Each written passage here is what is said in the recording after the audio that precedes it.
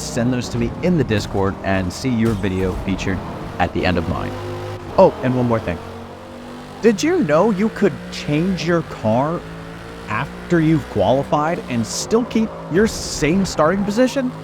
Because I had no idea that this was the case.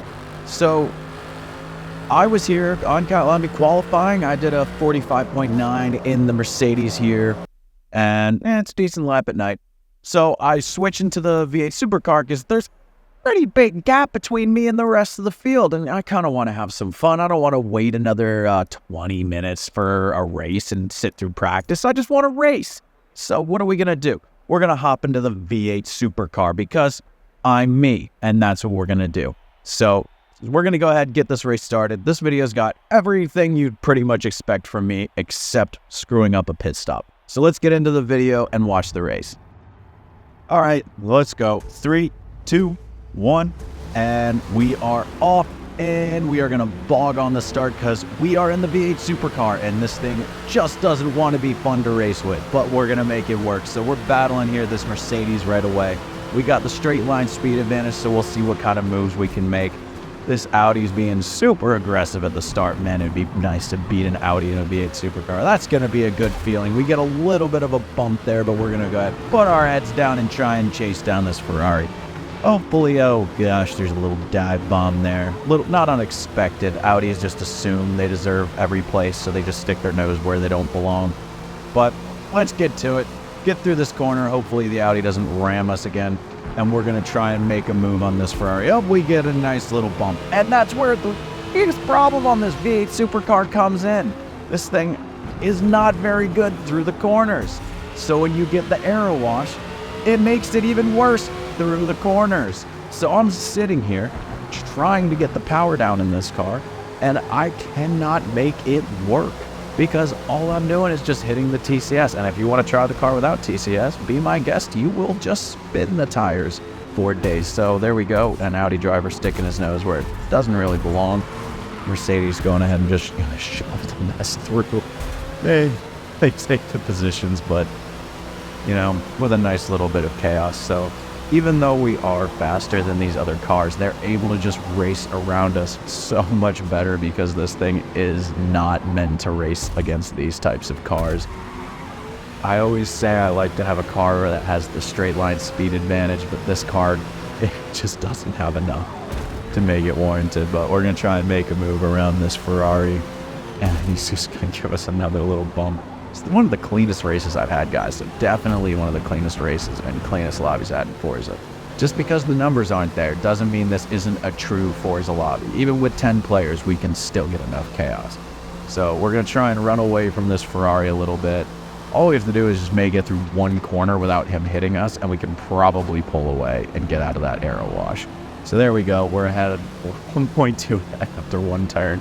Let's try and get this gap going and catch up to this Bentley in front and see what kind of ground we can make up. I think we got a chance at winning this race, even in a V8 supercar. So we're going to have some fun with it.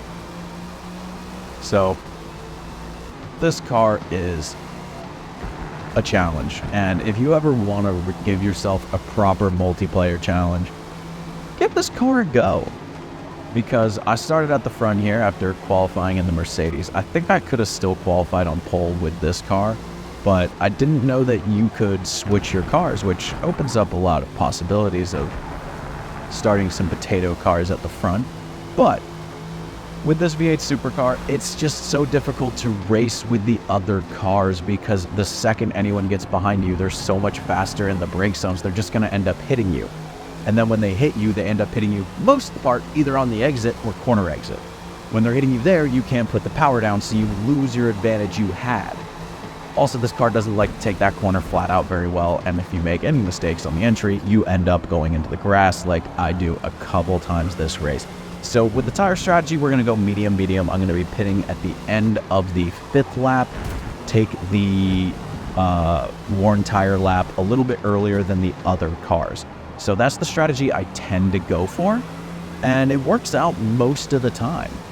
So at Kylami, you can probably get away with going softs on some of the other cars, going medium soft strategy, but And the V8 supercar, we'll go medium on this one. So let's see what we can do. Let's see if we can make a move on this Bentley while he's trying to fight this Mercedes. So we're causing a nice little aero wash battle here, so that Mercedes can't really get away. But we're just going to keep messing up that corner. That corner, this race, it didn't like me.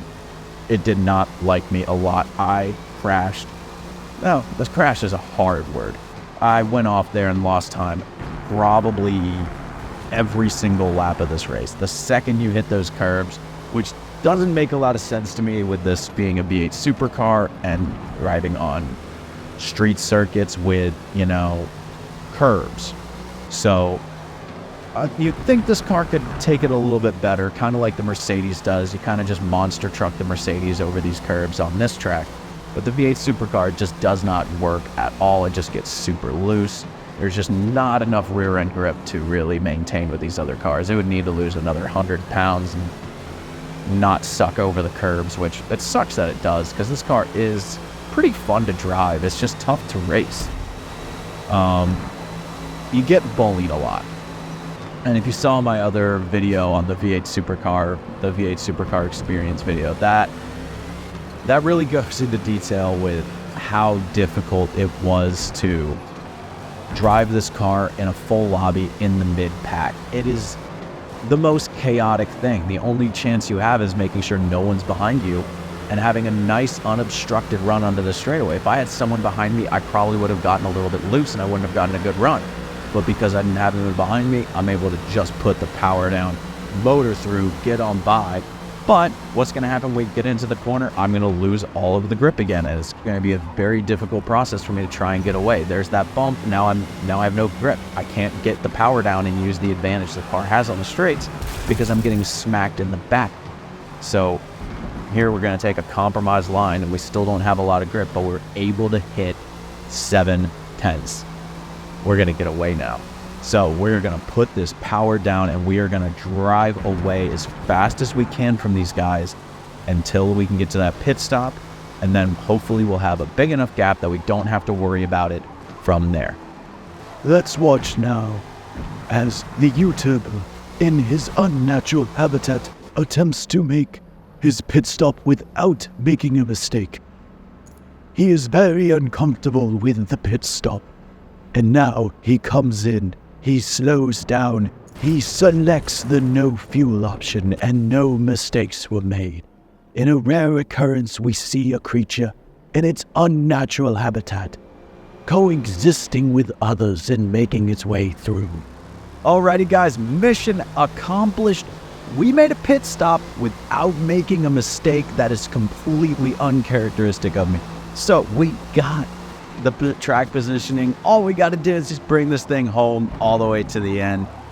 We've got this. So let's go ahead, put our foot down. Let's create this big gap, and we're going to get a nice, easy win in the V8 supercar. Damn it.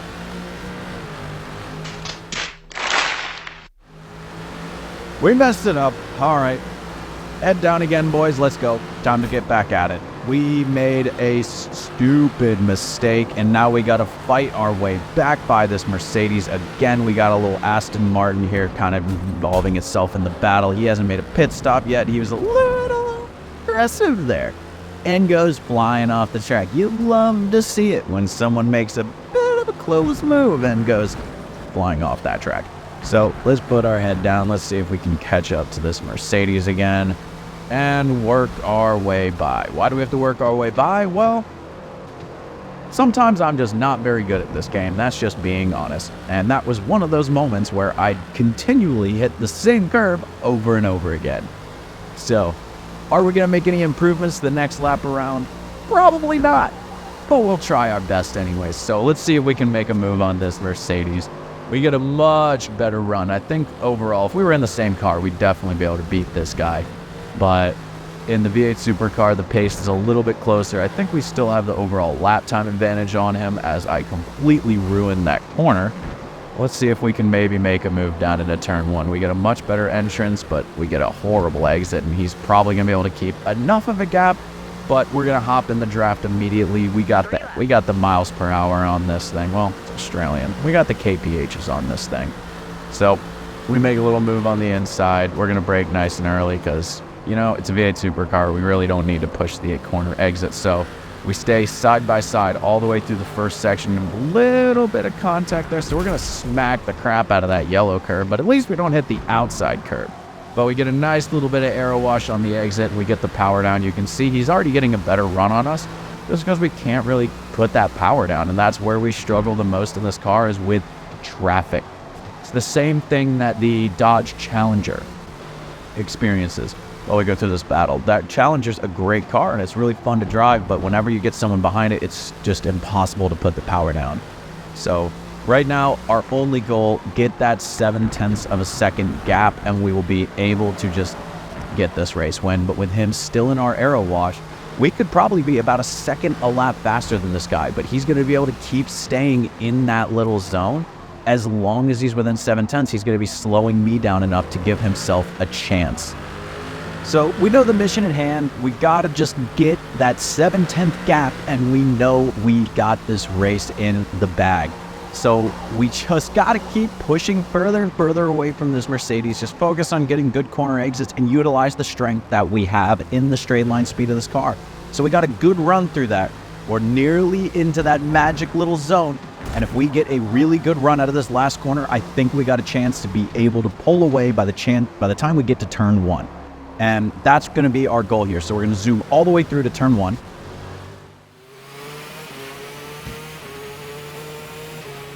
Where we now have a big enough lead to avoid the aero wash. We just got to make sure we hit turn 1, hit our marks properly, and it's good.